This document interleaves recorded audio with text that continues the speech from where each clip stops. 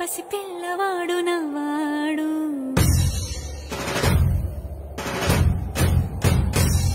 విడుముండోడు అని ఊరువాడ అనుకున్న గాని మహారాజు నాకు నవ్వాడు.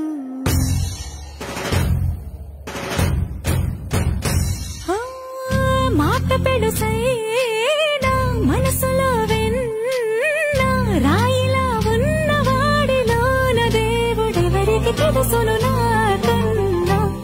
సూసేకి అగ్గిరవ్వ మాదిరే ఉంటా